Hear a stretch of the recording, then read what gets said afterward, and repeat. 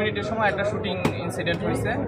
আমরা থানা থেকে 5 মিনিট উইদিন 5 মিনিটের ভিতরে আমরা রেসপন্স করছি। আমাদের টিম, আমি নিজে ওসি, আমরা সবাই 5 মিনিটের ভিতরে এখানে আসছি।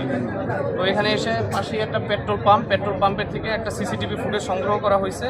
ওখান থেকে দেখা গেছে একটা নীল কালারের একটা মোটরসাইকেলে 2 জন লোক ওই দিক থেকে আসছে আর কি, আপনার শহরের দিক থেকে আসছে। এসে তারা এখানে শুটিং করছে, ওনাকে শ্যুট করছে। শ্যুট করে আবার এই দিক দিয়ে গেছে।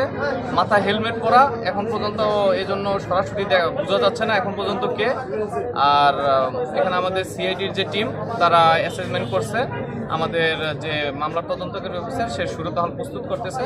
লাস্টটা পোস্টমর্টেম হবে এবং যথাযথ আপনার তদন্ত প্রক্রিয়ার মাধ্যমে এই ঘটনার অবশ্যই রহস্য উদ্ঘাটন করা হবে, যে খুন কে বা কারা করছে তাদেরকে আইনের আওতায় আনা হবে।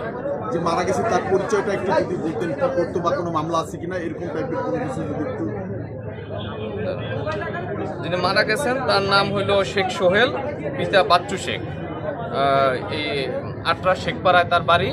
আর তার রাজনৈতিক পরিচয়টা আমরা পরবর্তীতে তদন্ত করে তারপরে জানাবো। মামলা আছে কিনা?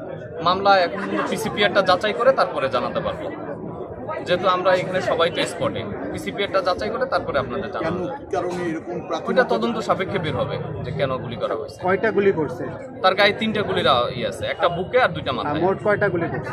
এখানে তার শরীরে 3টা গুলি পাওয়া গেছে। আর বাকি এখন পর্যন্ত যাচাই করা হচ্ছে যে অন্য কোনো জায়গায় কোনো গুলির খোসা পাওয়া যায় কিনা, এটা আপনাদের জানাবো। তো সেখানে কি করতেছিল বসে?